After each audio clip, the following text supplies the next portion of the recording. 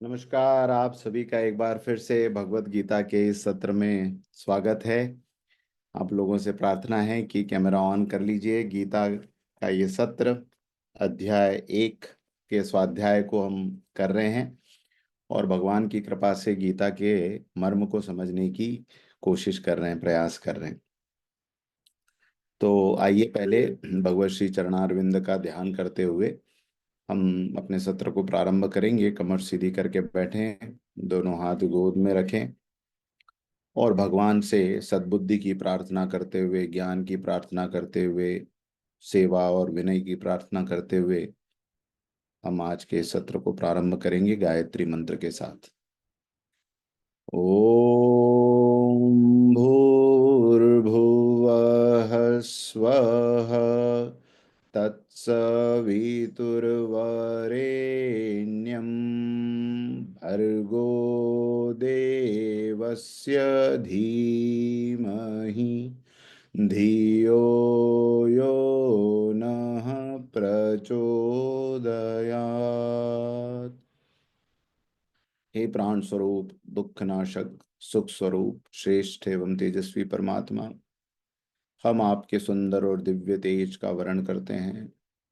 आप हमारी बुद्धि को सन्मार्ग में प्रेरित करिए। आप हमारी बुद्धि को सन्मार्ग में प्रेरित करिए।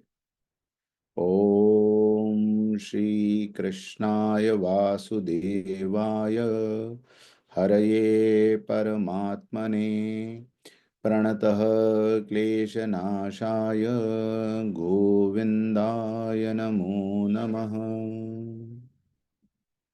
गुरुर्ब्रह्मा गुरुर्विष्णु गुरुरेव महेश्वर गुरु साक्षात् परब्रह्म तस्मै श्री गुरुवे नमः। सर्वोपनिषदो गावो दोग्धा गोपालनंदन पार्थो वत्स सुधीर्भोक्ता दुग्धम गीतामृतम महा।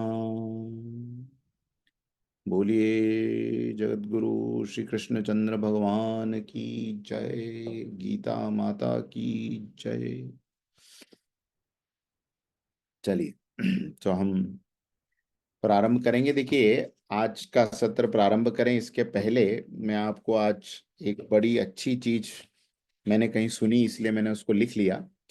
गीता में, गीता का महात्म्य जब हम पढ़ते हैं ना, तो गीता के महात्म्य में ये एक श्लोक आता है जो मैंने आपको पहले भी बताया था। सर्वोपनिषदो गावो दोग्धा गोपाल नंदन पार्थो वत्स सुधीर भोक्ता दुग्धम गीतामृतम महत। तो इसमें जो पहली लाइन है बड़ी गौर करने की है। पहली लाइन है सर्वोपनिषदो गावो। सभी उपनिषद जो हैं वो क्या हैं? गाय हैं, गाय। और दोग्धा गोपाल नंदना, और गाय का दूध दोहने वाले जो होते हैं वो कौन है? ये गोपाल नंदन भगवान श्री कृष्ण है ना। और इन्होंने क्या किया? पार्थ रूपी बछड़े के लिए, पार्थो वत्स, पार्थ रूपी बछड़े के लिए क्या किया? ये समस्त उपनिषदों का दुग्ध, दुग्ध को गाय का सार कहा जाता है ना। तो समस्त उपनिषदों का ये जो दूध है, सार रूप जो है, वो हमें गीता के रूप में दे दिया। अब मेरे दिमाग में दर्शन जी एक प्रश्न था कि सर्वोपनिषद है ना, सारी उपनिषदों का सार। तो पहले तो ये जानना जरूरी है ना कि सारी उपनिषदें मतलब कितनी उपनिषदें। तो मैं बड़े दिनों से इसकी खोज में था। आज एक जगह मैं कृपालु जी महाराज का एक वीडियो सुन रहा था, तो उसमें मुझे इसका उत्तर मिला। देखिए भगवान कैसे हैं, अलग अलग जगहों से आपको आपकी क्वेरी जो हों उसके उत्तर ला के देते हैं। तो मैंने उसको नोट किया। सनातन धर्म में मित्रों 3 प्रस्थान माने गए। प्रस्थान का मतलब है जाने के रास्ते। जाने के 3 रास्ते हैं, इसको प्रस्थान त्रयी भी कहते हैं। तो 3 प्रस्थान है। पहला श्रुति प्रस्थान, दूसरा स्मृति प्रस्थान और तीसरा न्याय प्रस्थान। अब ये कभी इसकी डिटेल में मैं जाऊंगा कि श्रुति प्रस्थान और ये न्याय प्रस्थान और स्मृति प्रस्थान क्या है, लेकिन मोटे मोटे रूप में श्रुति प्रस्थान के अंदर वेद और उपनिषद सारे आ जाते हैं। वेद और उपनिषद। जो स्मृति प्रस्थान है इसके अंदर गीता और अन्य स्मृतियां जैसे मनुस्मृति, याज्ञवल्क्य की स्मृति, विष्णु स्मृति, पाराशर स्मृति, ऐसी अनेकों स्मृतियां हैं जो ऋषियों ने उस समय में भारतीय समाज, सनातन समाज कैसे चलेगा ये बताने का कार्य जिन स्मृतियों में हुआ है वो सारी स्मृतियां हैं। और तीसरी चीज, न्याय प्रस्थान के अंदर ये ब्रह्म सूत्र, वैशेषिक भाष्य, वेदांग, ये सब उसके अंदर आते हैं। तो हम बात करें उपनिषदों की, तो उपनिषदों के बारे में ये कहा जाता है कि उपनिषद भी अनंत हैं। इसका भी जैसे वेद राशि अनंत है वैसे उपनिषद भी अनंत है। मुख्य रूप से हर वेद की जो शाखा है उस शाखा के प्रत्येक शाखा का एक उपनिषद है। तो वेदों की अभी जो वर्तमान में शाखाएं उपलब्ध है, तो वो कृपालु महाराज बता रहे थे, ऋग्वेद की 21 शाखाएं वर्तमान में उपलब्ध हैं ऋग्वेद की। यजुर्वेद की 109 शाखाएं उपलब्ध है। सामवेद की 1000 शाखाएं उपलब्ध है। और अथर्ववेद की 50 शाखाएं, मतलब कुल मिला के 1180 शाखाएं वेदों की। अब ये शाखाएं वेदों की क्या होती है इस पे भी कभी बात करेंगे, लेकिन मोटे रूप में समझ जाएं तो वेदों की विशेष व्याख्याएं जिन जगहों पे होती है वो शाखा कहलाता है। तो वेद की जो वो शाखा है, वेद का एक अंग, एक भाग, ऐसे 1080 वेद की शाखाएं। तो 1080 वेद की शाखाएं हैं। और मुक्तिको उपनिषद के हिसाब से प्रत्येक शाखा का एक उपनिषद होता है। तो 1180 उपनिषद तो होने ही होने चाहिए।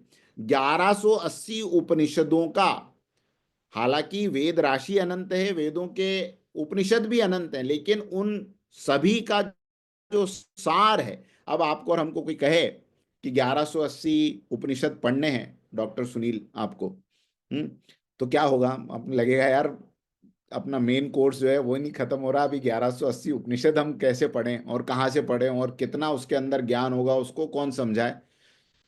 इसलिए भगवान ने क्या किया, हम पे अनंत कृपा की और इतनी सारी उपनिषदों का, वेदों की राशि, जो सुप्रीम ऑथोरिटी का नॉलेज है इस दुनिया का, उसकी राशि जो है भगवान ने ये गीता के रूप में हमको दे दी। सर्वोपनिषदो गावो, ये सारी उपनिषदें अगर गाय हैं तो उनका सबका अच्छे से अच्छा दूध भगवान ने निकाल के हमारे सामने किसके रूप में प्रस्तुत कर दिया? गीता के रूप में प्रस्तुत कर दिया, है ना। इसलिए भी इस एक सब्जेक्ट के लिए कम से कम सनातन धर्म के प्रत्येक व्यक्ति को बहुत सिंसियर होना चाहिए कि हमारे जीवन में कब हमें मौका मिलेगा सारे वेद पढ़ने का, सारी स्मृतियों को पढ़ने का, उपनिषदों को पढ़ने का, ये मौका शायद ही कभी मिल पाए।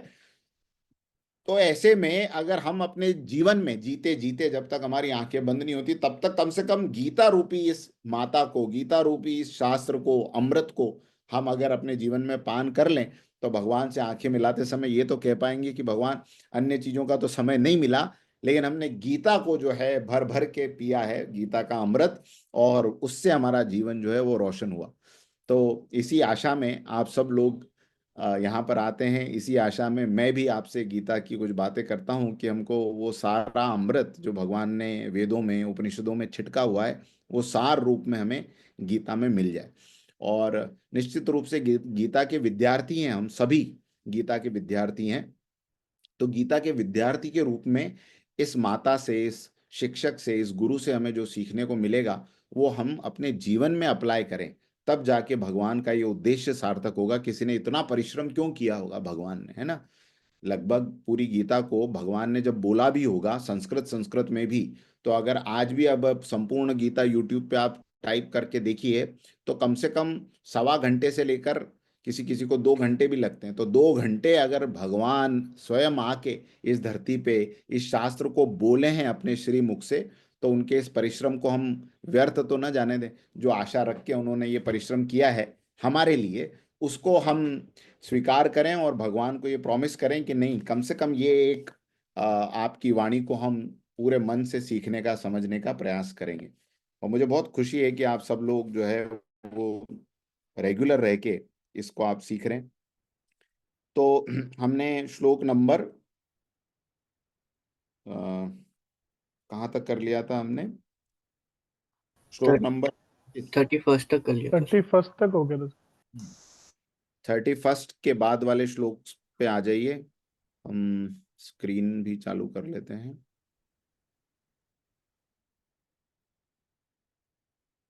हाँ।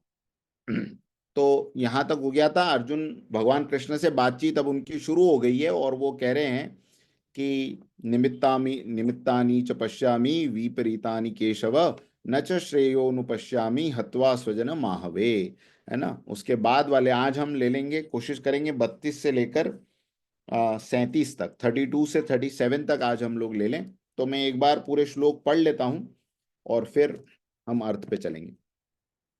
तो श्लोक नंबर 32 में अर्जुन कह रहे हैं, न कांक्षे विजयं कृष्ण, न च राज्यं सुखानि च, न कांक्षे विजयं कृष्ण, न च राज्यं सुखानि च, किन्नो राज्येन गोविंद। ये किम, किम नहीं है, किन है। न आएगा इसमें, क्योंकि आगे उसके न लगा हुआ है ना, किम नोन। तो ये जो न है, इसलिए ऊपर जो बिंदी है उसका उच्चारण भी कैसे होगा, न के रूप में।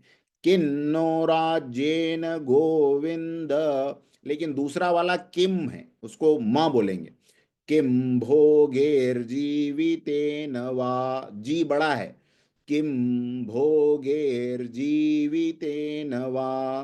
पूरा कैसे पढ़ेंगे, न कांक्षे विजयं कृष्ण, न च राज्यं सुखानि च, किन्नो राज्येन गोविंद, किं भोगैर्जीवितेन वा। श्लोक नंबर 33, येषामर्थे कांक्षितन्नो, कांक्षितम नहीं आएगा, इसमें भी न का उच्चारण होगा, क्योंकि इसके बाद में जो शब्द आया है वो भी न है ना। तो फिर वो जो बिंदी है उसका उच्चारण क्या हो जाता है, न हो जाता है।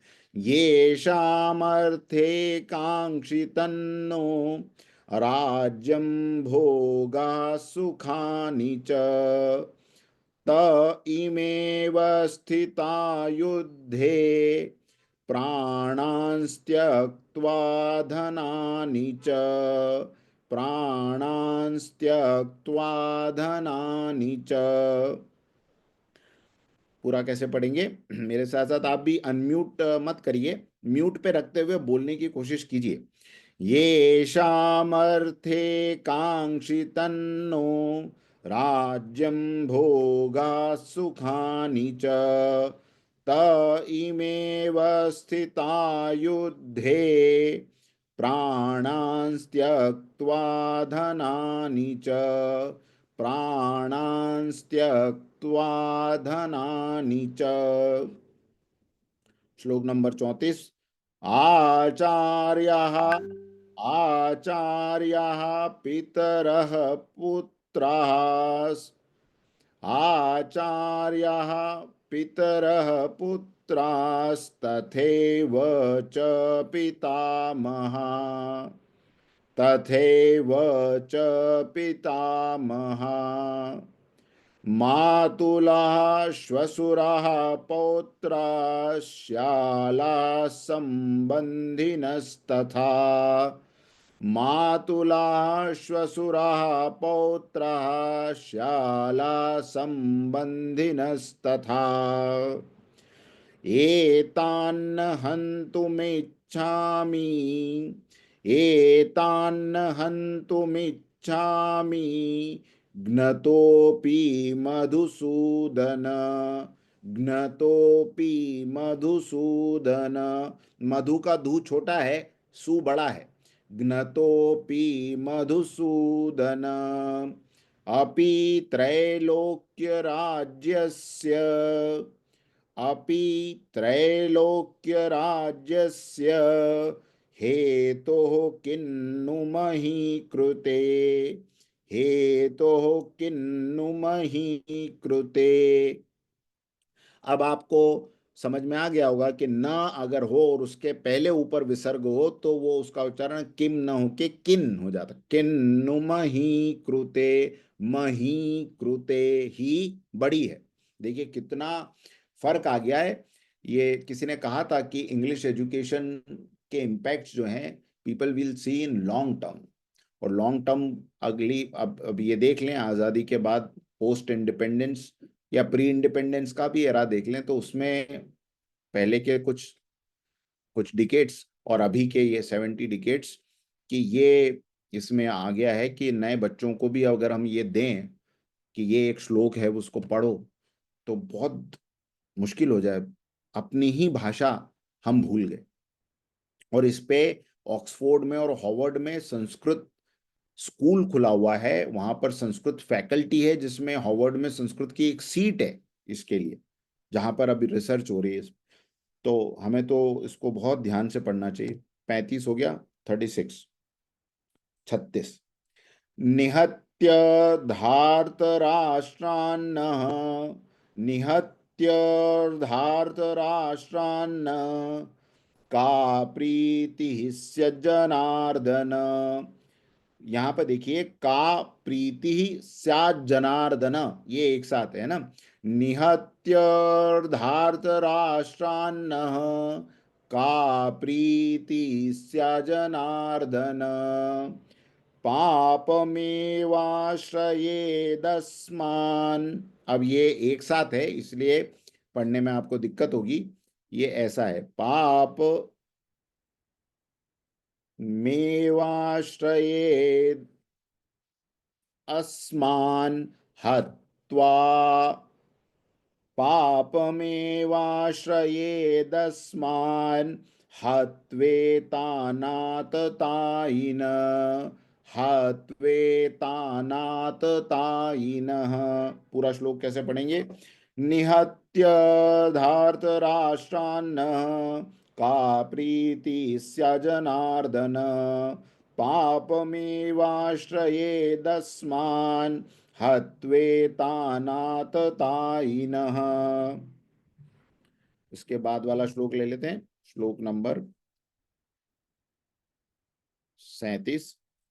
तस्मान्नार्हा वयं हन्तुं, तस्मान्नार्हा वयं हन्तुं धार्तराष्ट्रान् स्वबान्धवान्, धार्तराष्ट्रान् स्वबान्धवान्, स्वजनं हि कथं हत्वा सुखिनः स्याम माधव, सुखिनः स्याम माधव।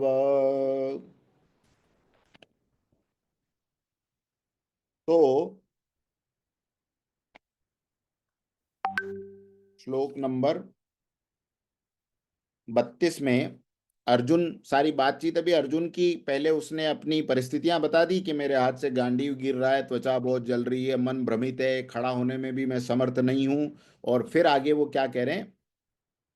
आगे वो कह रहे हैं कि हे केशव, मैं लक्षणों को भी विपरीत देख रहा हूं। मैंने शकुन वकुन के बारे में आपको बताया था ना कि ये सारे लक्षण, अंदर के भी लक्षण ठीक नहीं दिखाई दे रहे, बाहर भी परिस्थितियां विपरीत दिखाई दे रही है। तो ये सब ऐसा है, न श्रेयोनुपश्यामि न च श्रेयोनुपश्यामि का मतलब, मैं स्वजन समुदाय को मार के इसमें कोई फायदा नहीं देख रहा हूं, है ना।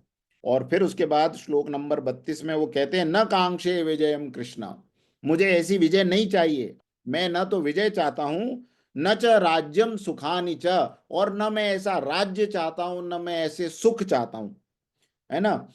किम नो राज्य न गोविंद, आप अपनी गीता में पढ़ते चलिए साथ साथ में, किम नो राज्य न गोविंद किम भोगेर जीवितेन वा। हे गोविंद, हमें ऐसे राज्य से क्या प्रयोजन, अथवा ऐसे भोगों से ये सारी चीजें हमें मिल जाएगी, सारा सुख मिल जाएगा, तो भी ऐसे जीवन से क्या लाभ, ऐसे भोगों से क्या लाभ, ऐसे जीवन से क्या लाभ? क्यों? क्योंकि मेरे स्वजन हैं, यही मर जाएंगे, तो फिर ऐसे भोग से और ऐसे जीवन से क्या लाभ?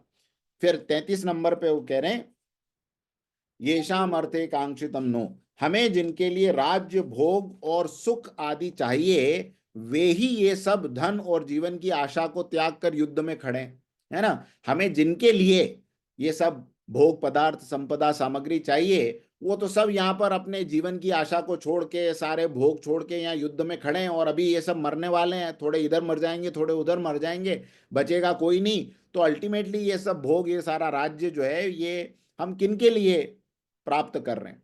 फिर रिश्ते गिनाता है, ताकि भगवान एकदम श्योर हो जाए कि ये मेरे मेरे हैं। इसका मतलब किस किस का नाम ले रहा है, किन किन रिश्तों को अर्जुन मेरा समझता है? आचार्या पितर पुत्रास, यहाँ पर मेरे आचार्य खड़े हैं, गुरुजन खड़े हैं, ताऊ खड़े हैं, चाचा खड़े हैं, लड़के भी हैं, और इधर भी लड़के खड़े हैं अभिमन्यु इत्यादि अर्जुन के, और उधर भी हैं।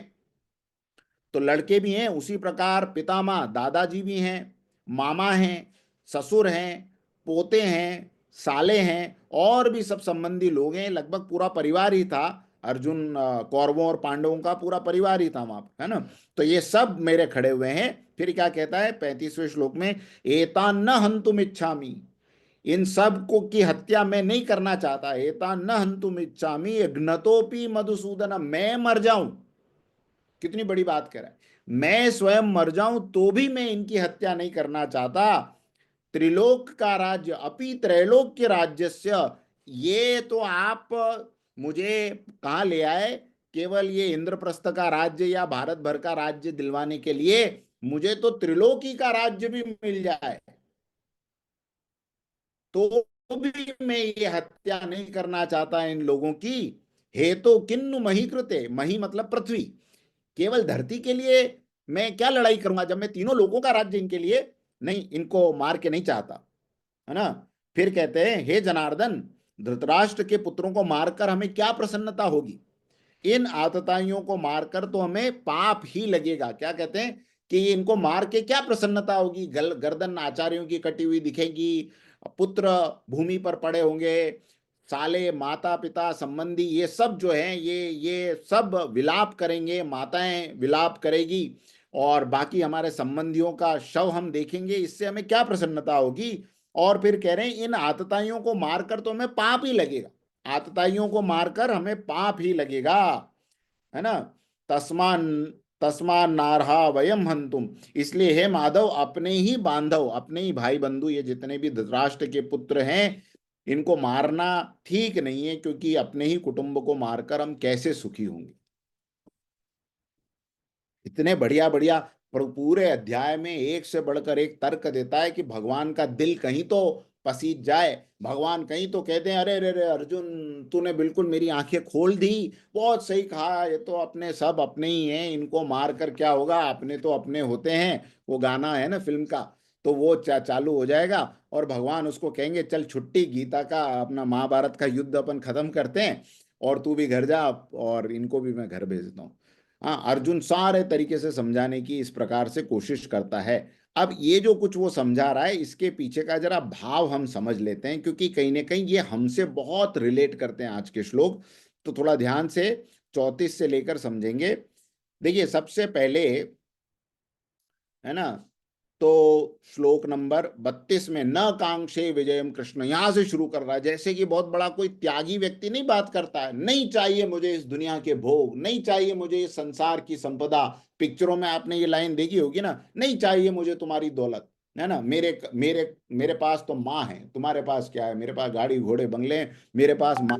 उस तरीके से शुरू कर, न कांक्षे विजयम कृष्ण, पहले ही बोल दिया, जैसे कि मिलेगी ही इसको, तय था कि जैसे इसको मिलेगी, ऐसे बोल रहा है, न कांक्षे विजयम कृष्ण। भगवान कहेंगे, यार तुझे इतना शोर कैसे कि तुझे ही मिलेगी, तो बोल रहा है, न कांक्षे विजयम कृष्ण, न च राज्यम सुखानि च। फिर ऐसे बात कर रहा है कि ऐसे राज्य का क्या लाभ। ध्यान से देखिएगा, नोट करने जैसी चीजें। पहला बोलता है कि ऐसी विजय मैं नहीं चाहता, और ऐसे राज्य और सुख को भी नहीं चाहता। तो दो चार चीजें पूछता है कि ऐसे राज्य का क्या लाभ, ऐसे भोगों का क्या लाभ, ऐसे जीवन का भी क्या लाभ, है ना। ये शाम ये सब चीजें, ये शाम अर्थ है, ये जिनके लिए हम ये सब कर रहे हैं, राज्य भोग, ये सब सुख हम जो लेना चाहते हैं, वो तो सामने युद्ध में खड़े, ते इमे वस्थिता, वे सब के सब इस युद्ध में खड़े हैं। तो अब देखिए, यहां पर अर्जुन की परिस्थिति से अपने को अपनी परिस्थिति मैच करनी है। क्या मैच करना है, यहां देखिए। पहली बात मैं आपसे पूछना चाहता हूं कि अर्जुन जो ये बात कह रहा है कि मुझे विजय नहीं चाहिए, क्योंकि ऐसी विजय का जिसमें अपने मेरे अपने लोग जिनके लिए ये सब चीजें मुझे करनी है, यही जब नहीं रहेंगे, तो ऐसे राज्य का क्या लाभ, ऐसे भोग का क्या लाभ, ऐसे जीवन का क्या लाभ। तो मैं आपसे पूछना चाहता हूं कि आपके हिसाब से क्या अर्जुन सही आकलन कर रहा है कि मुझे क्या करना चाहिए अपने कर्तव्य के बारे में, या आपको लगता है कि नहीं वो गलत आकलन कर रहा है, और गलत कर रहा है तो क्यों गलत कर रहा है आपके हिसाब से, थोड़ा मुझे बताइए, आपको क्या प्रेरणा आ रही है इससे, क्या अर्जुन सही एनालिसिस कर रहा है अपनी परिस्थिति का?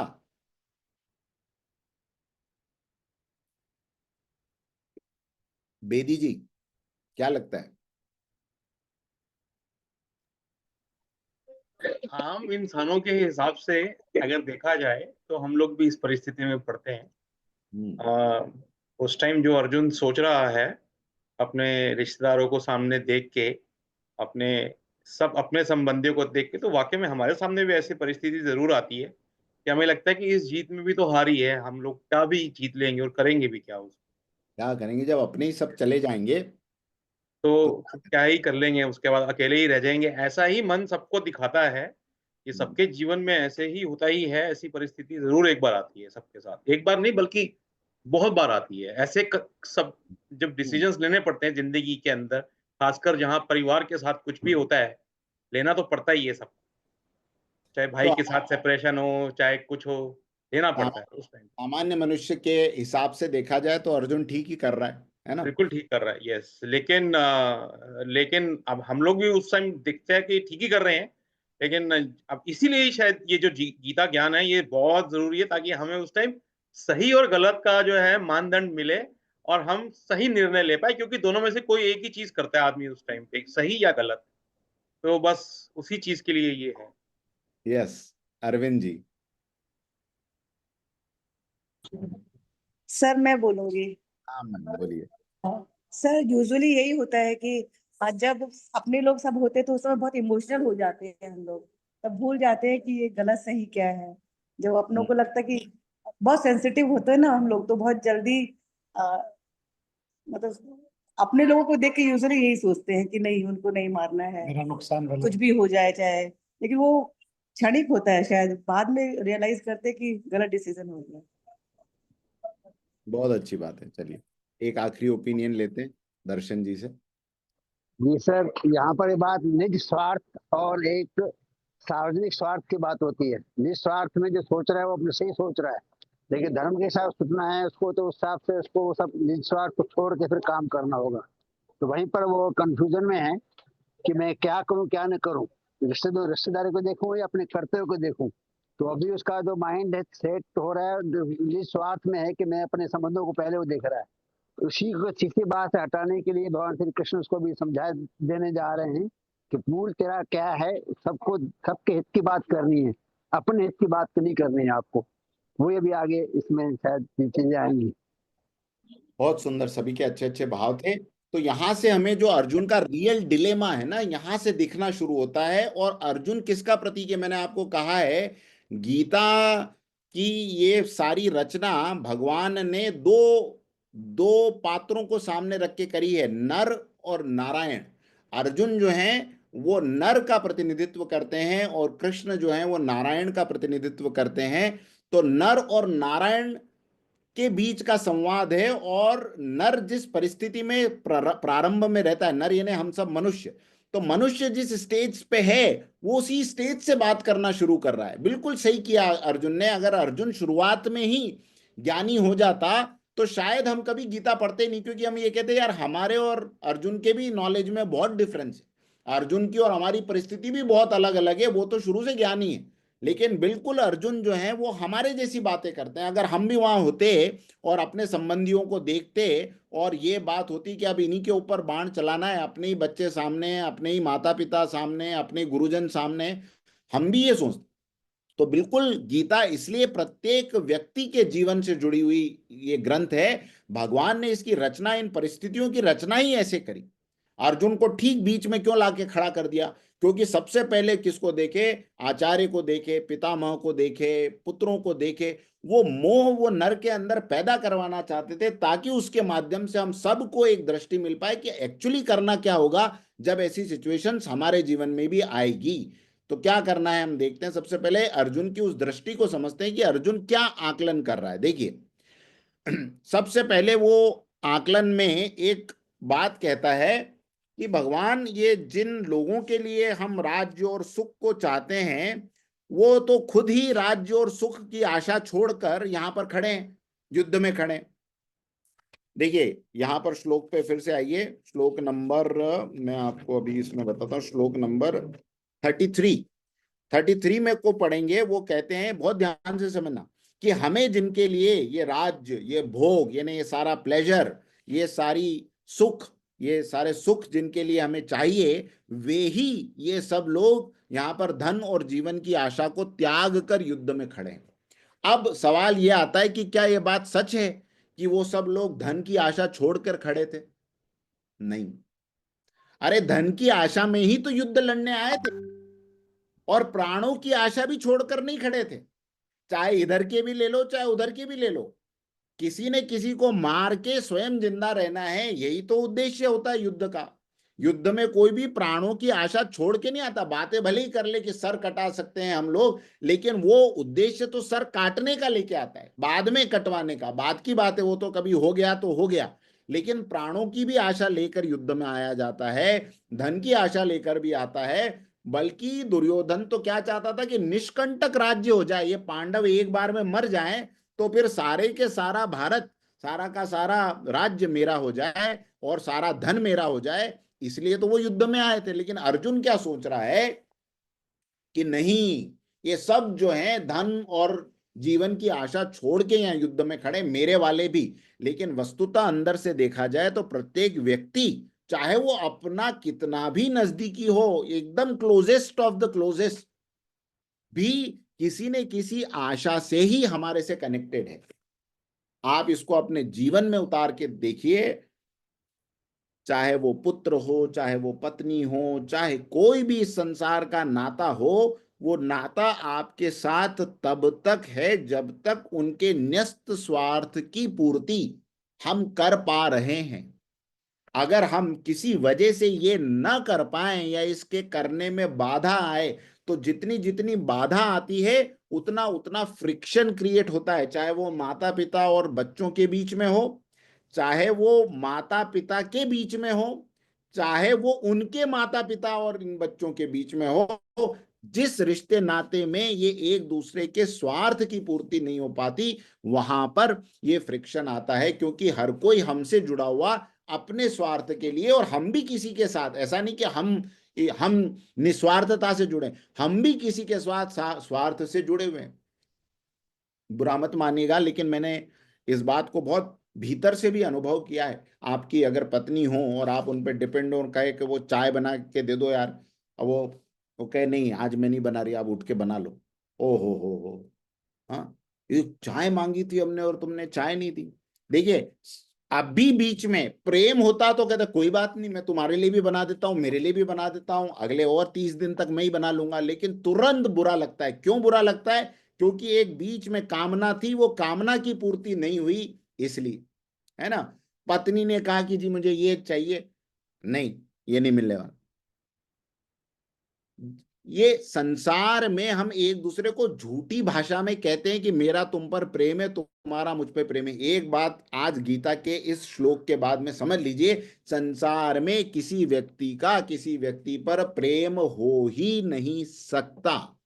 ये मनुष्य चाहता है तो भी नहीं कर सकता, क्योंकि दो व्यक्तियों के बीच की जो जो इथर है, जो इन्वायरमेंट है, उसमें एक शक्ति काम करती है जिसका नाम है माया। ये माया क्या करती है कि दो मनुष्यों को झूठे वादे या झूठी आशाओं से एक दूसरे को बांध के रखती है। जैसे लोग कहते हैं ना कि मैं तुम्हारा साथ जिंदगी भर नहीं छोड़ूंगा, छोड़ूंगी, और वो मर जाए वो व्यक्ति, और उसको कहो कि अब आपने कहा था कि इसका साथ नहीं छोड़ना है, तो अब आप चलिए इसके साथ साथ, अब ये जिधर जा रहा है उधर आपको भी हम भेज देंगे। तो वो कहेगा या वो कहेगी कि साथ नहीं छोड़ने का मतलब हमने इतना ही कहा था कि बस ये घर में जब तक हो तब तक साथ नहीं छोड़ूंगी, अब घर से बाहर निकलते ही तुम्हारा साथ अलग, हमारा साथ अलग। निश्चित रूप से ये मान लीजिए, निश्चित रूप से ये जान लीजिए, जो लड़का जो लड़की, तो इससे क्या साबित होता है, ये देखिए बहुत प्रैक्टिकल भी है, और इससे साबित ये होता है कि फिर किसी के लिए भी इस दुनिया में अपना परलोक मत बिगाड़िए। क्लियर हुआ? जब सब कुछ यहां पर हम भी समझते हैं, वो भी समझते हैं, तो ठीक है यार, आपका हम पे ज्यादा हक इसलिए है कि संसार में रास्ते चलते लोगों के साथ में जितने हमारे स्वार्थ की पूर्ति नहीं होती, उससे ज्यादा स्वार्थ की पूर्ति आपके साथ होती है। तो ये बात के लिए हम आपका जरा ज्यादा ध्यान रखेंगे, ये बात सच है। हम आपके लिए थोड़ा और हार्डवर्क करेंगे, हम आपके लिए और मेहनत करेंगे, लेकिन हम आपके कहने पर अपना परलोक नहीं बिगाड़ेंगे। क्यों? क्योंकि आप भी हमें इस बात की गारंटी नहीं दे सकते कि जब हम चले जाएंगे तब आप भी हमारे साथ साथ आएंगे। नहीं तो स्टैम्प पेपर पे आज लिखवा लो और लोगों के सामने डिक्लेयर कर दो कि इनकी आंख बंद होते ही मेरी आंख या तो अपने आप बंद हो जाए, या न हो तो आप लोग बंद करवा दें, और साथ साथ में हम दोनों को बांध के ले चलें अर्थी पे राम नाम सत्य। कोई ये एग्रीमेंट नहीं करेगा। आपने महर्षि वाल्मीकि की कहानी सुनी होगी ना। महर्षि वाल्मीकि रत्नाकर नाम के डाकू रहे और उनका एक ही काम था, जंगल से जो भी व्यक्ति जाए उसको लूटना। उस समय ऋषि महर्षि इत्यादि जाते थे, कभी कभी राजा साहूकार इत्यादि जाते थे, तो लूटने और लूट के मारने का भी काम था, क्योंकि दूसरों को बता दे कि इस जंगल में डाकू रहता है, तो फिर अगले बार लोग उस मार्ग से नहीं जाएंगे, तो वो मार भी देते थे ताकि वो व्यक्ति किसी को बता भी नहीं सके। तो एक बार ऐसे ही हुआ, नारद जी घूमते हुए वहां से निकले और नारद जी को उसने रत्नाकर डाकू ने पकड़ लिया, और नारद जी को बिल्कुल कहा कि जो तुम्हारे पास है वो मुझे दे दो, नहीं तो मैं तुम्हें मार दूंगा यहाँ पे। तो और नारद जी कहते हैं ये मेरे पास तंबूरा है और ये मेरे करताल हैं, इस पे मैं नारायण नारायण गाता हूँ, ये तुम रख लो, पर मुझे एक बात बताओ मारने के पहले मुझे, ये जो तुम करते हो ये किसके लिए करते हो? तो उसने कहा मेरी पत्नी है, बच्चा है, इनके लिए करता हूँ। तो ठीक है, इससे ये मारने से तुम्हें पाप लगेगा? तो कहता है हाँ पाप लगेगा। इसको भोगेगा कौन? बोले हम सब।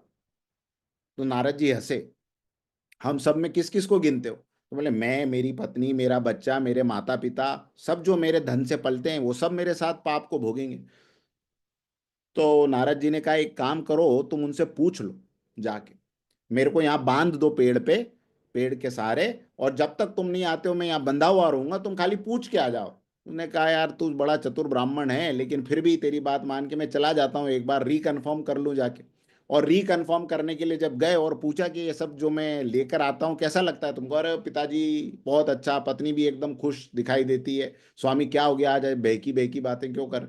उन्होंने कहा नहीं नहीं, एक बात और बता दो कि जब ये नर्क में यातना भोगने का समय होगा तो ये मेरे साथ साथ तुम सब भोगोगे ना? वो एक पंडित वहां पर है, ब्राह्मण, उसको बांध के आए हैं, वो कह रहा था कि तुम सब नहीं भोगोगे।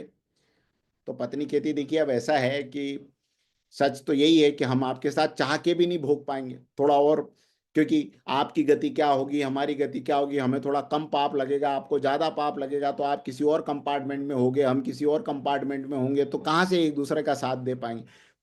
पुत्र ने कहा पिताजी मुझे तो पता नहीं आप कहाँ से लाते हैं, क्या लाते हैं, जो लाते हैं मैं एंजॉय करता हूँ। माता पिता कहते बेटा हम तो अब चल फिर नहीं सकते, नहीं तो हम मेहनत कर लेते, तू जो लाता है, लेकिन हम पाप वाप किसी का नहीं भेज। वो सुनते ही वो व्यक्ति के अंदर इतना परिवर्तन आया कि वो डाकू वहां से एक ब्रह्मर्षि बन गया। भागते हुए नारद के पास गए और हाथ पैर जोड़ के, भगवान अब तक जो गलतियां हुई सो गलती हुई, लेकिन अब मुझे इस चीज से बचना है। ये विशेष रूप से ध्यान देने की बात है कि जीवन में हम सारे रिश्ते नाते निभाएं। भगवान कृष्ण गीता में कहीं पे भी अर्जुन को ये नहीं कहते कि तेरे रिश्ते नाते तोड़ दे। भगवान ये कहते हैं कि तेरे रिश्ते नातों के पीछे का सत्य समझ। आज तक हमने अनंत जन्म लिए, कभी हम गधे के बच्चे बने, कभी कुत्ते के बच्चे बने, कभी ब्राह्मण के बच्चे बने, कभी इंद्र के बच्चे बने, कभी स्वयं इंद्र बने। सब कुछ हमने जीवन में अनंत जन्मों की यात्राओं में भोगा हुआ है।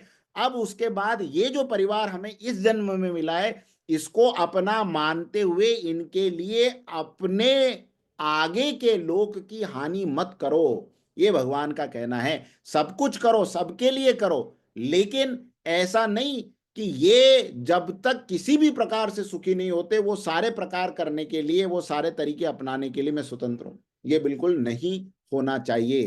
तो यहां भगवान अर्जुन की बात सुन रहे हैं अभी, कि ये आशा, ये जो सोच रहा है कि धन की आशा से नहीं खड़े हैं, प्राणों की आशा से नहीं खड़े हैं, अगर ये नहीं होती तो ये युद्ध भी नहीं होता।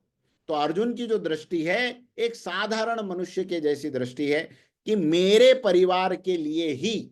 फिर वो कहता भी है ना, क्या कह रहा है कि यहां पे फिर से इस 33वें श्लोक को पढ़िए, हमें जिनके लिए राज्य भोग और सुख चाहिए, जिनके लिए हमें चाहिए, मतलब ये राज्य, ये भोग, ये और ये सुख जैसे एक व्यक्ति दिन भर मेहनत करता है तो उससे पूछे कोई कि तुम क्यों करते हो, तो कहेगा यार परिवार के लिए, परिवार को सुख दें। बिल्कुल अर्जुन उसी से कि ये युद्ध जीतने से राज्य मिलेगा, भोग मिलेंगे, तो ये तो जिनके लिए चाहिए वो तो सब मरने वाले हैं, वो तो सब इसी युद्ध में खड़े।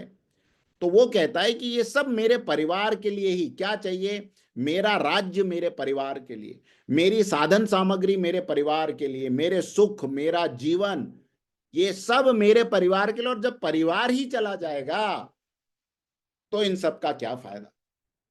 अब बिल्कुल यही गीता हमें समझाती है कि हम इस स्थिति से अपनी तुलना करें। कैसे अपनी तुलना करें? अपनी तुलना ऐसे करें, ये प्रश्न को पूछ के कि आप ये धन, पदा और सुख क्यों अर्जित कर रहे हैं अपनी लाइफ।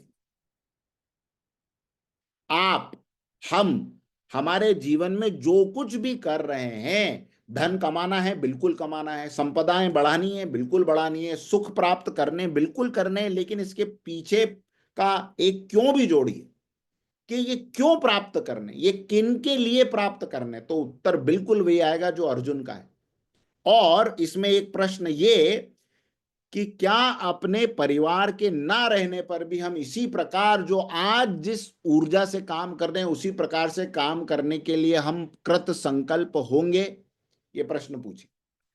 1 मिनट के लिए अपने प्रोफेशन में आज दिन भर में आपने जो कुछ किया, जितनी मेहनत से किया, उस सब को दोहराते हुए, या अब तक आपने जीवन में जितनी मेहनत की उस सब को दोहराते हुए अपने आप से ये प्रश्न हम करें कि क्या अगर हमारा परिवार, भगवान न करे कि कल को न रहे, हमारे आसपास कोई भी व्यक्ति जिसको हम अपना परिवार समझते थे वो न रहे, तो उसके बाद भी क्या हम इसी प्रकार कार्य करना जारी रखेंगे? यस या नो? क्या लगता है आप लोगों को? टाइप भगवान कर। के लिए, भगवान के लिए इकट्ठा करें। नहीं नहीं, अभी तो रियलिस्टिक होके अर्जुन के समान हम अपने आप को रखते हैं। कितने लोग इस प्रकार से अपना जीवन, है ना, अभी तक चला रहे थे। अब कोई नई दृष्टि मिली आज से तो बात अलग है, लेकिन अब तक हम किस प्रकार से जी रहे थे कि ये सब मैं परिवार के लिए, 1 मिनट के लिए मेरी लाइफ से मेरी पत्नी, मेरे बच्चे, मेरे माता पिता, ये सब गायब कर दो तो फिर मैं भी ये कहूंगा कि फिर मैं क्यों कमा रहा हूं, फिर किसके मैं लिए? क्यों कमाऊं, फिर मैं ये भोग, मैं साधन सामग्री मेरे लिए व्यर्थ है। यस और नो? अब यही गीता आपको एक नई दृष्टि देती है। ये एग्जामिनेशन उसने आपके सामने रख दिया और गीता ने अब आपको दृष्टि दी है कि अगर आपका उत्तर ये है कि मेरा परिवार भी चाहे किसी वजह से मेरे से दूर हो जाए, नष्ट हो जाए, उसके बाद भी मैं इसी प्रकार काम करता रहूंगा, तो अगर उत्तर हाँ है तो हम एक उच्चतर लक्ष्य के यात्री हैं। और अगर नहीं तो बुरा मत मानिएगा, हम ईश्वर की नजर में एक स्वार्थी इंसान है। जैसे एक एग्जांपल लेता हूं, मेहरिया जी कहां पर है? मेहरिया जी, हाँ आप, जी। आपकी एक कोठी है बहुत बड़ी किसी जगह पे, आलीशान, और आप कभी कभार वहां जाते हैं, फॉर एग्जांपल खंडाला लोनावाला में कभी कभार आप परिवार के साथ जाते हैं, और फिर आपने एक केयर टेकर रखा है वहां पर, और केयर टेकर के पत्नी और बच्चे भी हैं। तो आपके जाने के बाद में वो केयर टेकर ही एक तरह से कोठी का मालिक है, ध्यान रखता है, सब कुछ करता है, ये करता है वो करता है। किसी वजह से पत्नी के साथ में उसका अनबन हो गई, तलाक हो गया, पत्नी बच्चे को लेकर चली गई, और आप 1 आध साल के बाद या 6 महीने के बाद उस कोठी पे पहुंचे, तो आपने देखा जाले जम रहे हैं, जगह जगह कांच टूटे हुए हैं, ये हो रहा है वो हो रहा है, और आपने बड़े गुस्से में उस केयर टेकर को बुलाया। अरे ये क्या किया हुआ है तूने मेरी कोठी का हाल, ये क्या फर्नीचर की हालत है, ये जाले क्यों नहीं साफ किए? तो वो कहे मेरी पत्नी चली गई, अब आप चले जाते थे तो हम ही भोग करते थे, अब जब पत्नी चली गई, बच्चे चले गए, तो क्या कोठी की ध्यान रखना, क्या साफ सफाई करना? तो आपको अच्छा लगेगा कि बुरा लगेगा? बुरा लगेगा, क्यों बुरा लगेगा? क्योंकि मैं तो भोग नहीं कर पाऊंगा ना उस चीज की। हाँ, आप भोग नहीं कर पाएंगे, एक इसके लिए बुरा लगा, और दूसरा किसके लिए बुरा लगा? ये अच्छी कोठी बनाई है। इतनी अच्छी कोठी बनाई, मेरा अटैचमेंट है उससे। तीसरा बुरा आपको इस बात का लगेगा कि वो मैं अपना तो कार्य नहीं कर रहा। हर महीने सैलरी देता रहा, हम्म। है ना, मैं तो तुझे हर महीने सैलरी देता रहा और तूने भी इसका काम करना चाहिए था। तुझे उत्तरदायित्व कोठी संभालने का दिया था। पत्नी वो क्यों चली नहीं गई, संभाला? पत्नी चली गई, बच्चे चले गए, ये एक अलग सब्जेक्ट है, लेकिन इसका उत्तरदायित्व तेरा था कि तू इसकी साज संभाल करेगा। राइट इसी राइट। प्रकार अब इसी चीज को अपने जीवन से जोड़िए। भगवान ने ये जो शरीर वाह, ये कोठी दी है। भगवान ने ये जो शरीर रूपी कोठी दी है, ये कब दी थी आपको? उस समय में आपकी पत्नी थी जब आपको ये शरीर रूपी कोठी मिली? उस समय आपके बच्चे थे जब ये शरीर रूपी आलीशान कोठी में आपको मिली? नहीं बताने के नहीं, ये सब हमारे रिनाउंड डॉक्टर्स बता सकते हैं शरीर रूपी कोठी आलीशान है कि नहीं है। हाँ, ट्रांसप्लांटेशन के कितने चार्जेस होते हैं, तो शरीर रूपी कोठी बड़ी आलीशान है। तो ये शरीर रूपी आलीशान कोठी हमें तब मिली थी जब ना हमारे आचार्य थे, ना हमारे पत्नी थी, ना हमारे बच्चे थे। माता पिता का संबंध भी बाद में जाना। शरीर रूपी कोठी तो अंदर मिल गई थी, बाद में पता चला ये माँ है, ये बाप है, ये सब बाद में पता चले। सबसे पहले शरीर रूपी कोठी इस सर्वेंट को ईश्वर ने दे दी थी, और भगवान ने कहा था कि ये मैं अपने इस कोठी की देखभाल करने के लिए तुझे नियुक्त कर रहा हूं। साथ साथ में तेरे पत्नी बच्चे पलते रहे, मुझे कोई प्रॉब्लम नहीं है, लेकिन अपना मूल कर्तव्य मत भूल जाना जिसके कारण ये तुझे शरीर रूपी कोठी दी थी। इससे तुझे मेरे संसार की साफ सफाई, इसकी सुंदरता, इसका ध्यान रखना। तो अगर कमाने का उद्देश्य केवल और केवल मेरे पत्नी मेरे बच्चे हैं, तो हम बिल्कुल उसी नौकर के जैसा काम कर रहे हैं जिसको देखकर अरविंद जी नाराज हो सकते थे। वैसे ही गीता हमें यह सिखाती है कि अगर हम ये सब धन संपत्ति संपदा केवल अपने परिवार के लिए कर रहे हैं, और परिवार के न रहने पर हम भी हाथ पैर से हथियार छोड़ के अब वैरागी हो जाएं या अकर्मण्य हो जाएं, तो भगवान की नजरों में हम क्या हो गए? एक स्वार्थी इंसान हो गए। और ये मैं आपको आगे प्रूव करके बताऊंगा कि भगवान की इच्छा क्या है। भगवान की इच्छा ये है कि मेरे अपने द्वारा अर्जित धन से, क्योंकि ये आपके द्वारा मेरे द्वारा अर्जित नहीं है।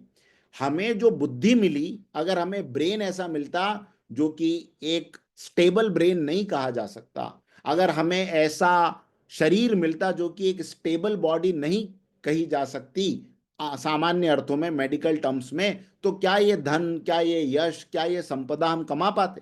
तो जिसकी वजह से कमा रहे हैं, हम तो ये सोच लेते ना ये मैंने कमाई है, मेरे द्वारा मेरा यश बना है, मेरे द्वारा मेरी डिग्रीज बनी, मेरे द्वारा मेरी क्वालिफिकेशन बनी, मेरे द्वारा मेरी वाहवाही हो रही है। मेरे द्वारा का क्या मतलब? एक सांस वो अपनी हटा ले वहां से, तो फिर आपका क्या रह जाएगा? तो अपने द्वारा अर्जित धन से भगवान ये कहते हैं कि तू मेरे विराट परिवार की सेवा कर, इसमें तेरा भी परिवार आ जाएगा, मुझे कोई प्रॉब्लम नहीं है। जैसे मैरिया जी कहेंगे मैं चला जाऊंगा तो तेरे पत्नी बच्चे रहें कोठी में, मुझे कोई प्रॉब्लम नहीं, लेकिन इस विराट परिवार की पहले ध्यान रख, उसके सुख की वृद्धि कर, उसके शांति की वृद्धि कर, उसके स्वास्थ्य की वृद्धि कर, उसके मंगल की वृद्धि कर, पीड़ितों के कष्टों को दूर कर, क्योंकि तेरे माध्यम से ही मैं उन तक पहुंच पाऊंगा। मैं लोगों को हील करना चाहता हूं। भगवान कहते हैं कि लोगों ने अपने कर्मों से जो अपनी गतियां बनाई है मुझे नहीं पसंद आ रही है। एक माँ के रूप में भगवान अपने आप को विवश महसूस करते हैं, जैसे एक माँ के हाथ पैर बंधे हुए हों और उसका बच्चा दूर तड़प रहा हो, तो उस माँ को कितनी पीड़ा होगी। उससे अनंत गुना पीड़ा भगवान को अपने बच्चों को देखकर होती है। लेकिन वो करें क्या? उनका नियम यह है कि मनुष्य की सहायता मनुष्य करेगा, जानवरों की सहायता मनुष्य करेगा। तो भगवान ये कहते हैं कि मैंने ये परिवार के लिए तुझे धन संपदा दी है, इसमें तेरा छोटा परिवार है, मुझे कोई प्रॉब्लम नहीं है, लेकिन अपने लघु परिवार को मेरे इस बड़े परिवार से अलग मत समझ। और अलग समझेगा तो इसको पालने पोसने में जो पाप लगेगा उसका दोषी फिर तू अकेला होगा, उसका दंड तुझे अकेले को भोगना पड़ेगा। क्योंकि तू जब अपने लघु परिवार को ही ये सारी दुनिया समझ के बैठ गया, तो इनके लिए तू भी वही करेगा जो रत्नाकर कर रहा था।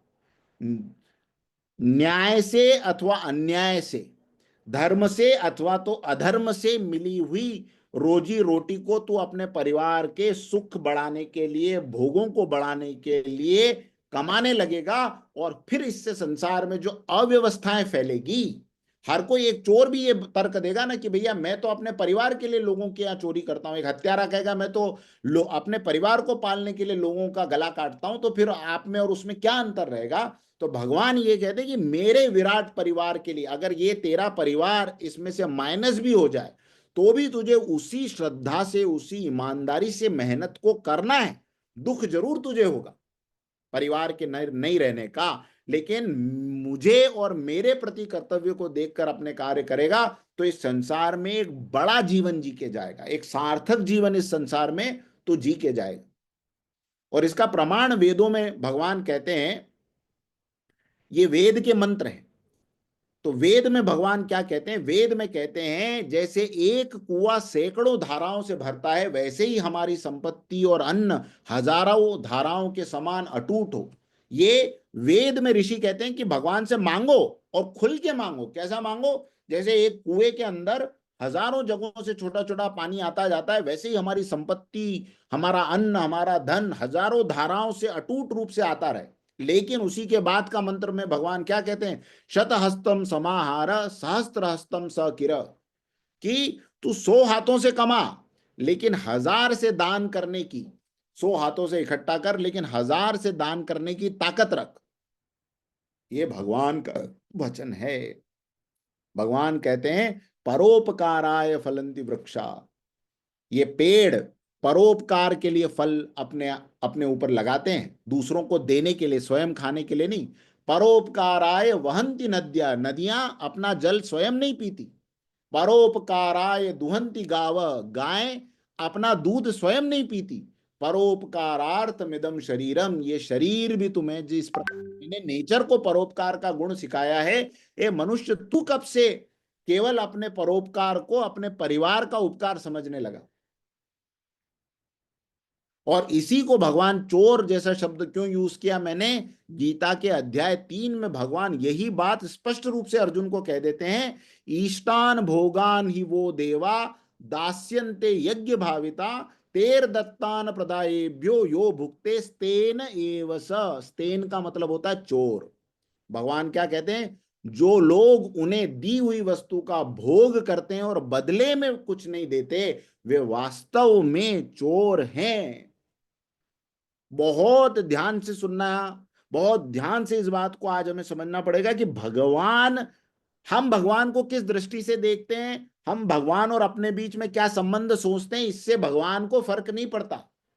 भगवान हमें किस दृष्टि से देखते हैं और भगवान हमारे और भगवान के बीच का क्या संबंध सोचते हैं, इससे फर्क पड़ता है। यस और नो? मुझे एक बात बताइए, मैं नरेंद्र मोदी को अपना भाई मानता हूं, मैं नरेंद्र मोदी को अपना बड़ा भाई मानता हूं और उसी भाव में मैं जीता रहता हूं। उसी भाव से मैं एक दिन पीएमओ ऑफिस के बाहर जाके गार्ड से झगड़ने लग जाता हूं। अरे मैं नरेंद्र मोदी को अपना भाई समझता हूं यार, अंदर जाने दे। तो गार्ड मुझे जाने देगा? गार्ड मुझे जाने देगा? नहीं जाने देगा। वो पूछेगा नरेंद्र मोदी तुझे अपना भाई समझते हैं? हाँ, तो मेरी दृष्टि भगवान के लिए क्या है, या मैं मेरी नजरों में भगवान के साथ क्या संबंध बना के रखे हुए हूं, इससे फर्क नहीं पड़ रहा। इस परिभाषा में भगवान को, भगवान कहते हैं कि मैंने जो तुम्हें सामग्रियां दी, पहली सामग्री शरीर के रूप में अनंत संपदा जो मैंने दी, इस बुद्धि के रूप में जो मैंने अनंत संपदा दी, ये समय रूपी संपदा जो मैंने तुम्हें दी। कुछ लोग 20 साल की उम्र में चले गए, कुछ लोग 2 साल की उम्र में चले गए, कुछ 40 साल में चले गए। तुम अभी तक इस संसार में हो, तो ये जो समय रूपी संपदा भी मैंने तुम्हें दी है, इसका उपयोग तुम केवल अपने भोग के लिए करोगे तो तुम क्या हो मेरी नजरों में? स्तेन हो। स्तेन का मतलब चोर होता है। और उसी तरीके से जब हमारी आंख बंद होगी और हम भगवान के दरवाजे पे जाएंगे और सोचेंगे कि हम तो भगवान को अपना समझते रहे, भगवान बोलेंगे भैया चोर को हटाओ मेरे सामने से, इसने मेरी दी हुई संपदा का उपयोग केवल और केवल अपने भोगों के लिए किया, तो ये क्या है मेरी नजरों में? ये चोर है। तो गीता बहुत कड़ी हो जाती है कहां पर? लाइफ की फिलॉसफी की बात आती। तो करना क्या है कुल मिला के? क्या अपने परिवार के साथ रिश्ते नाते नहीं निभाए? भगवान इसमें अर्जुन को ये बोलेंगे ही नहीं कि ये रिश्ते नाते छोड़, इनका बंधन ये बंधन है, ये सब स्वार्थी। भगवान एक अलग लेवल पे उसको समझाएंगे कि रिश्ते नाते, तेरा जो छोटा परिवार है उसको तू मेरे बड़े परिवार में शामिल कर ले, मेरे बड़े परिवार का कल्याण जिस किस में होता हो उस कल्याण की तू बात कर। और इसी को फिर वो आगे आगे वाले श्लोकों में बहुत क्लियरली समझा देते हैं। जब अर्जुन ये कहता है कि ये सब आचार्य, मेरे संबंधी, ये सब मुझे मारना भी चाहे तो फिर भी मैं इन्हें नहीं मारना चाहता, तीनों लोगों का राज्य मिले तो भी नहीं मारना चाहता। हालांकि ऐसे लोग अब संसार में कम रह गए, किसी को तीनों लोगों का क्या, हाँ, एक स्टेट का राज्य मिल जाए तो भी अपने लोगों को मार देता है। नेपाल में एक राजा रहे पीछे, क्या ज्ञानेंद्र नाम था उनका, उन्होंने अपने ही परिवार की हत्या कर दी थी ना, आप लोगों को पता होगा। वो आज से कुछ एक आध 10-15 साल हुए होंगे, तो कुछ सालों पहले ये कांड हमने बचपन में सुना था। तो अपने ही परिवार की हत्या लोग एक राज्य, क्या एक प्रॉपर्टी को पाने के लिए कर देते हैं। लेकिन अर्जुन तो फिर भी ये बातें कर रहा है कि तीनों लोगों का राज्य मिले तो भी, है ना। अच्छा, इसमें एक विशेष शब्द आया है, देखिए, पितरह कहां पर आया है? पितरह आया है तत्रान पश्यतान पार्थ, श्लोक नंबर नहीं, पितरह आया है, हाँ, श्लोक नंबर 34 में, आचार्य पितरह। अब ये पितर शब्द जो है गीता में यहां आने से आपको एक बात क्लियर होनी चाहिए कि जीवित पिता को भी या माता पिता को भी पितर कहा जाता है। ये पितृ शब्द जब आता है तो हम बड़ा डर जाते हैं। पितृ शब्द से आशय हम केवल कितना ले लेते हैं, मरे हुए जो हमारे माता पिता और दादा दादी इत्यादि, वो सब हमारे पितर है। और पितृदोष लग जाएगा, पितृदोष लग जाएगा, है ना। और ये संसार में जो पितृदोष के नाम पे मतलब बेवकूफियां चली हुई है, मुझे ऐसा लगता है गीता की ये पितर की परिभाषा ज्यादा सटीक है। क्या? जीवित माता पिता को अर्जुन क्या कह रहा है? पितर कह रहा है। तो जीवित माता पिता की सेवा न करने वाले को निश्चित रूप से पितृदोष लगेगा। ये तो दोष समाज में है ही है, पूरे भारत को ये पितृदोष लगा हुआ है। अलग अलग से बात क्या करें, जीवित माता पिता को अर्जुन पितर कह रहा है, नहीं तो ये कह देता ना कि ये कुछ और है, उनके लिए कुछ और नाम रखता और पितर किसी और को कहता। पितर का मतलब पहले जीवित माता पिता। अरे जीवित को तो तुमने पानी के लिए तरसाया और मरने के बाद में गंगा में जाके, नर्मदा में जाके उनके लिए बड़ा बड़ा जलांजलि दे रहे हो, किसको मूर्ख बना रहे हो? या तो तुम भगवान को अपने से मूर्ख समझते हो या खुद को भगवान से ज्यादा समझदार समझते हो, और ये दोनों ही बातें गलत। तो देखने वाला वो कौन है? सहस्त्र शीर्षा पुरुषा, 1000 शीश है उसके, सहस्त्राक्ष, 1000 आंखें हैं जिससे वो आपको अंदर और बाहर दोनों तरफ से देख रहा है। तो उनको हम कैसे मूर्ख बना सकते हैं? तो पितृ शब्द का मतलब पहले हमारे जीवित माता पिता, मरने के बाद उनके नाम से हम कुछ करें वो तो बहुत अच्छी बात है, लेकिन जीवित माता पिता का ध्यान रखना ये विशेष रूप से जरूरी है। तो ये कहता है ये सब अगर मुझे त्रिलोक का राज्य भी मिल जाए तो भी मैं अपने माता पिता के लिए गलत कार्य नहीं करना चाहता, अपने पिता, अपने चाचा, आचार्य इत्यादि को मैं नहीं मारना चाहता। मधुसूदन, मधुसूदन इन्हें भगवान कृष्ण को कह रहा है, मधु नाम के दैत्य को उन्होंने मारा था इसलिए मधुसूदन। तो क्या कह रहा है? इन सब धृतराष्ट्र, इन संबंधियों को मार कर निहत्य धार्तराष्ट्रना। अब यहां पर देखिए एक शब्द का प्रयोग करता है, धार्तराष्ट्रान। क्यों धार्तराष्ट्रान कह रहा है? कौरव भी कह सकता था, लेकिन धार्तराष्ट्र इसलिए कह रहा है क्योंकि एक तरह से भगवान कृष्ण को बताना चाहता है कि धृतराष्ट्र खुद ही अंधे हैं, उनको नहीं दिखाई दिया कि सत्य क्या है, असत्य क्या है, विवेक क्या है, अन्याय क्या है। लेकिन उनके पुत्र भी लगभग ऐसे ही हैं, ये सब लड़ाई करने के लिए आ गए क्योंकि ये तो एक तरह से अंधे, लेकिन हे जनार्दन हमारी तो आंखें हैं, का प्रीति से आ जनार्दन, हमें कैसे वो प्रीति, हमें कैसे सुख मिलेगा? किनको मारकर? फिर कह रहा है इन आतताइयों को मारकर।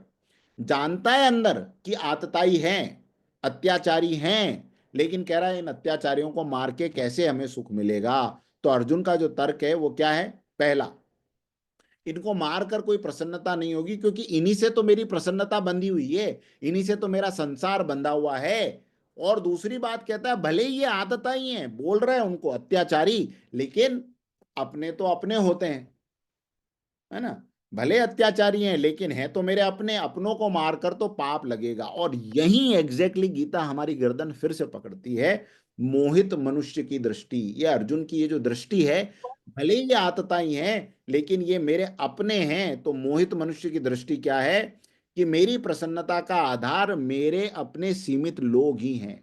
देखो, हम सब अपनी प्रसन्नता का आधार अपने सीमित लोगों को मानते हैं। जैसे किसी को कुछ अवार्ड मिले, कुछ मिले, तो सबसे पहले वो अपने लोगों के बीच में बताता है। कोई गिफ्ट मिले तो अपने लोगों के बीच में बताता है। तो अपनी प्रसन्नता का आधार हमने अपने सीमित लोग माने हुए हैं, पहला। और दूसरा, अगर अधर्मी भी हैं मेरे अपने लोग, तो हम मार थोड़ी सकते हैं, है ना। मेरे अपने लोग, मेरे पिताजी हो गए, मेरी माताजी हो गई, मेरे दादाजी हो गए, मेरे पुत्र हो गए, मेरी पुत्री हो गई, मेरे संबंधी हो गए, ये मेरे अपने, ये अधर्मी भी हैं, तो भी मेरे अपने, मैं इनको थोड़ी मार सकता हूं। ये मोहित मनुष्य की दृष्टि। लेकिन शास्त्र क्या कहते हैं? मनुष्य को अपना जीवन शास्त्र के अनुसार चलाना चाहिए। शास्त्र इसमें क्या कहते हैं कि पहले तो आतताई कौन है इसको समझ लीजिए। आतताई शब्द में 7 लोग आते हैं। पहला, आग लगाने वाले को, और ये मैं जिस स्मृति से आपको बता रहा हूं वो लिख लीजिए चाहे तो, वशिष्ठ स्मृति के 3रे अध्याय का 19वां श्लोक है, जिसमें आतताई कौन है ये बताया गया है। आग लगाने वाला, आपके घर को अथवा तो इस संसार को विष देने वाला, हथियार को लेकर आपके सामने मारने के लिए आया हुआ, धन का हरण करने वाला, जमीन को छीनने वाला, स्त्री अथवा अपनी पत्नी का हरण करने वाला, ये सब आतताई कहे गए हैं। और ऐसे आतताइयों के लिए शास्त्र का आदेश क्या है? मनुस्मृति कहती है, नातताई वधे दोषो हंतुम भवति कश्चन। मनुस्मृति अध्याय 8 श्लोक नंबर 351, चैप्टर 8 351। मनुस्मृति क्या कहती है कि ये आतताई को वध करने में किसी प्रकार का कोई पाप नहीं है। और ये ऐसा शास्त्र में केवल लिखा नहीं है, हमारे महापुरुषों ने ये प्रैक्टिकल में किया है। प्रहलाद द्वारा अपने पिता की हत्या हुई कि नहीं? हिरण्यकश्यपु की हत्या के लिए निमित्त कौन बने? प्रहलाद। कृष्ण द्वारा अपने मामा का वध हुआ कि नहीं हुआ? रावण का वध, जो ब्रह्मर्षि का पुत्र था, उसकी हत्या भगवान राम ने की, उसका वध किया कि नहीं किया? तो शास्त्र की दृष्टि है आतताइयों का वध, चाहे अपने हो चाहे पराए। आपके घर में बलात्कारी बैठा हुआ है, हम आंख मूंद के बैठे। आपके घर में दूसरों की जमीन छीनने वाला बैठा हुआ, हम आंख मूंद के बैठे। आपके घर में दूसरों का धन हरण करने वाला बैठा है, अरे हम आंख मूंद के नहीं बैठे, हम तो प्रसन्नता के मारे फूले नहीं समारे के इतना आत्मा हमारे घर में आई है, क्या चोरी करती है, क्या भ्रष्टाचार करके लाते हैं, ये कौन है? शास्त्र आज्ञा है कि ऐसा कोई व्यक्ति आपके सामने हो तो उसका वध करने में कोई पाप नहीं है।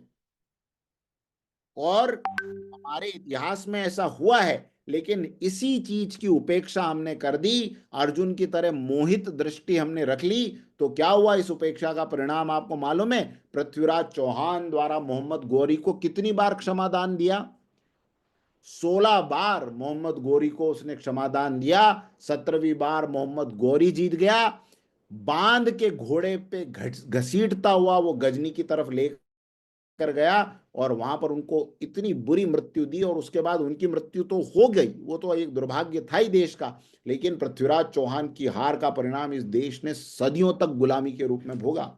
केवल एक गलती कि आतताइयों का जो वध करना चाहिए था, आतताइयों को जो दंड देना चाहिए था, वो नहीं दिया।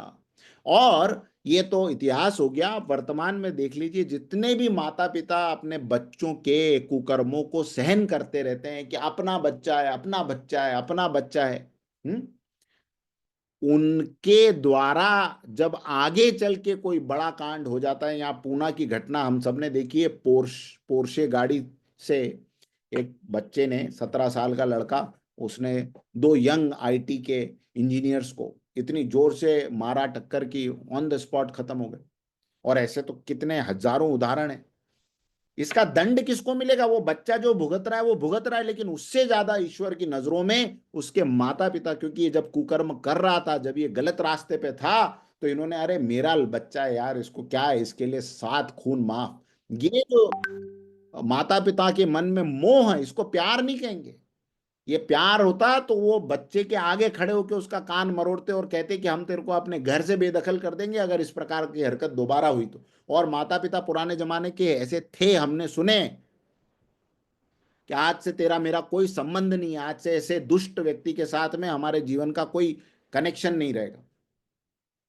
और जनता द्वारा आतताई और भ्रष्टाचारी नेताओं की जो उपेक्षा कर दी, ये 3 उपेक्षाओं की वजह से, जैसे अर्जुन कह रहा है ना भगवान से कि इनकी उपेक्षा कर देते हैं, मारने से क्या लाभ है, तो अपने ही चाहे अत्याचारी हों, भगवान नहीं छोड़ने वाले। जब तक एक एक की गर्दनें जमीन पे गिरवा नहीं दी, तब तक भगवान ने अर्जुन को छोड़ा नहीं। और यही एक योगेश्वर का प्रताप होता है, यही एक क्रांतिदर्शी व्यक्ति का चमत्कार है, क्योंकि वो वर्तमान परिस्थिति में आप मोह में क्यों घिरे हो, कैसे घिरे हो, उसको नहीं देखता। वो ये देखता है कि समाज का आगे चल के क्या नुकसान होगा इससे।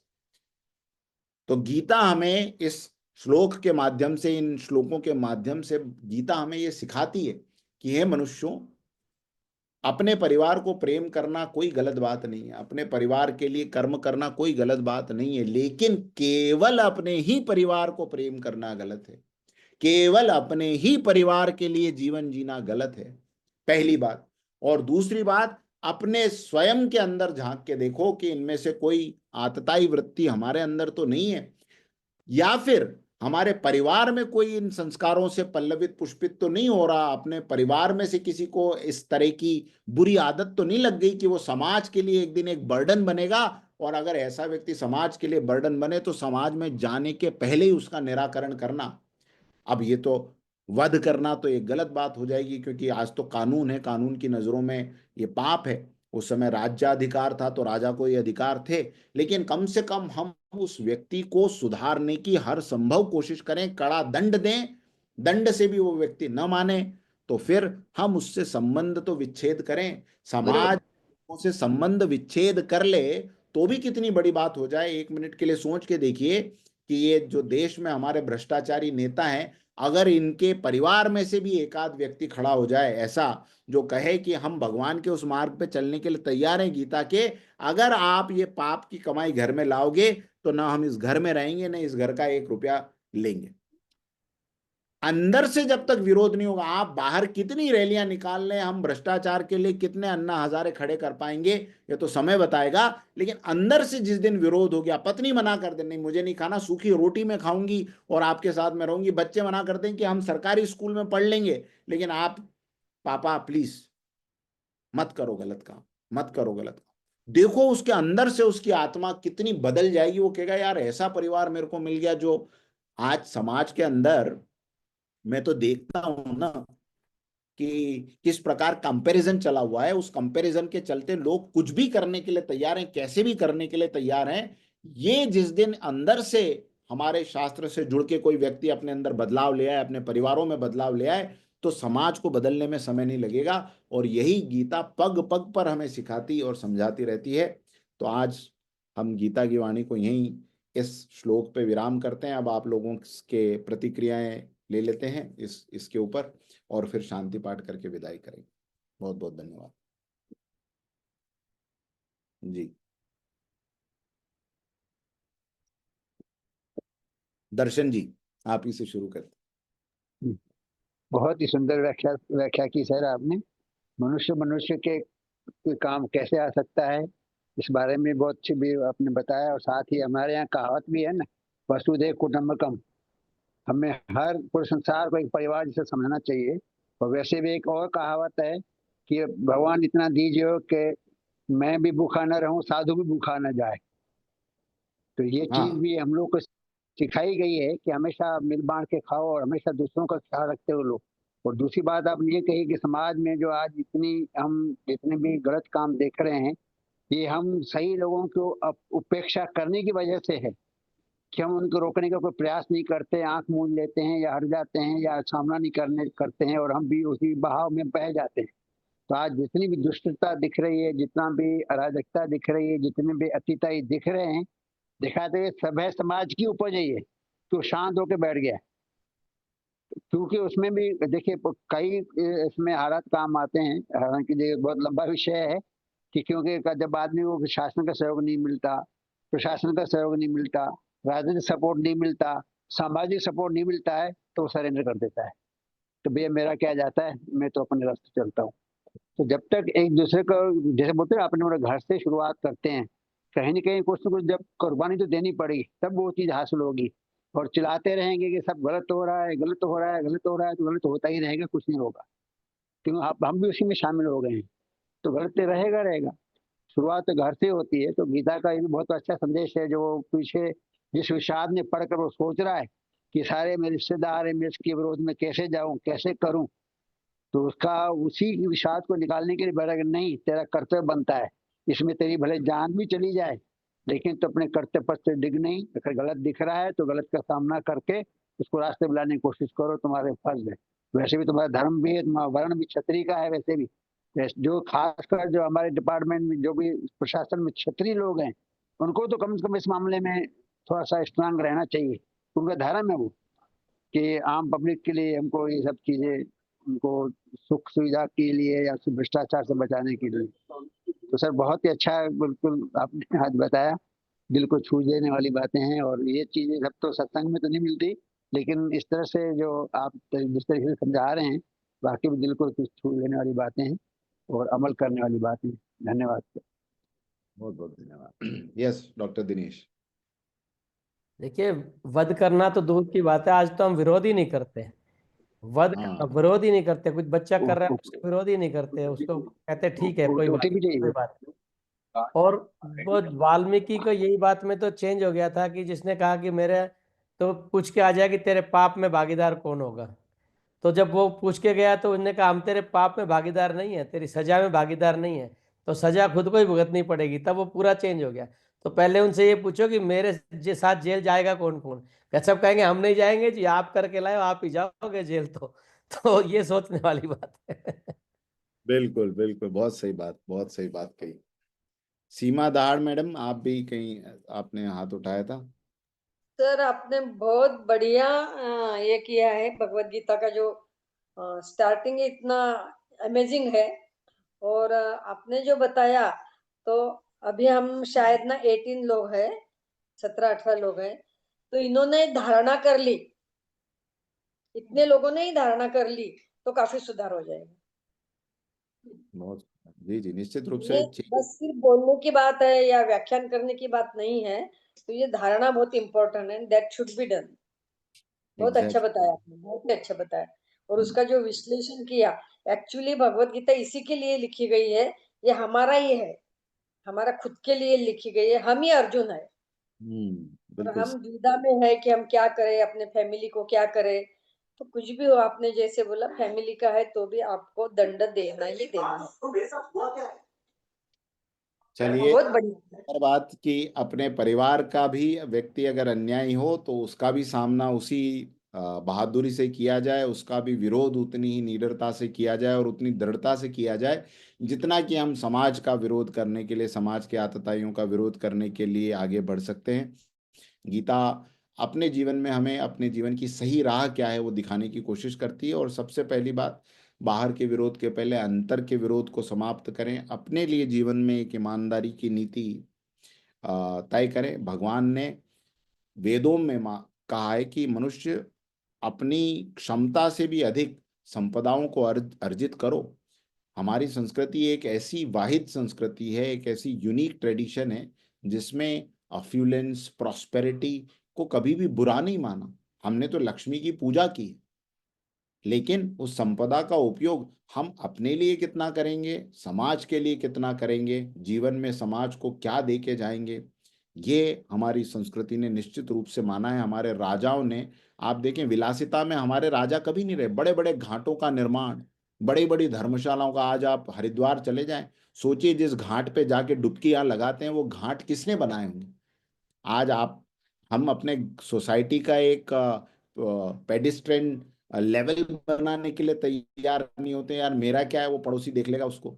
उन्होंने घाट बनाए, बड़े बड़े धर्मशालाएं बनाई, कितनी बड़ी बड़ी, जंतर मंतर जैसे संस्थान, बड़े बड़े किले, बड़े बड़े मंदिर। पद्मनाभ स्वामी का टेम्पल देखिए, तिरुपति का मंदिर देखिए, कैसे बने होंगे।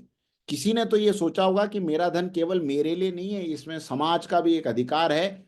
जितनी मुझे शक्ति मिलेगी उतनी मेहनत करूंगा, उतना मैं कमाऊंगा, लेकिन फिर उससे मैं समाज को भी दूंगा।